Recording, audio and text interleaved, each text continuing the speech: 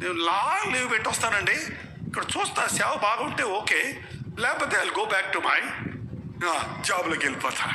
నాగటి మీద చెయ్యి పెట్టి వెనక్కి తిరిగి చూచువాడు నాకు పాత్రుడు కాదు. సేవ అంటే ఎందుకంటే బాధపడతారు? పిచ్చి పిచ్చి సేవకులను చూస్తున్నారు మీరు.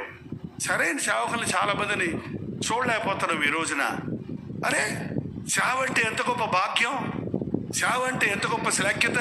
డేవిడ్ బ్రెన్నర్ అన్నాడు, నా యేసు ప్రభు ఈ లోకానికి వచ్చి ఊరూరు తిరుగుతూ నశించిన దాన్ని వెతికి రక్షించడానికి, పరలోకపు సంగతులు బోధించడానికి, రోగులను స్వస్థపరచడానికి చేసిన ఆ సేవ వంటి సేవ, ఆ ఉద్యోగం వంటి ఉద్యోగం నాకు దేవుడు ఇస్తే అంతకంటే పిచ్చిన పెద్ద ఉద్యోగం ఉందా?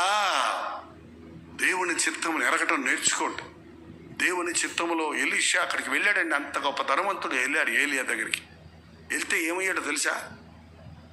ఏలియా ఎత్తబడిన తర్వాత ఆ రాజుగారు అడుగుతున్నారు, ప్రవక్త ఎవరు ఉన్నాడంటే ఏలియా లేడండి అంటే, ఇంకెవరైనా ఉన్నారా ప్రవక్తలు అడిగితే ఏం చెప్పారో తెలుసండి? ఎలా ఇంట్రొడ్యూస్ చేశారో తెలుసా ఎలీషాని? ఏలియా చేతుల మీద నీళ్లు పోసే ఎలీషా ఉన్నాడు. ఏం చేశాడంటే ఆయన అంటే ఏంటి? పరిచారకుడు అన్నమాట. ఎలీషా ఏలియా దగ్గర ఎలా ఉన్నాడు?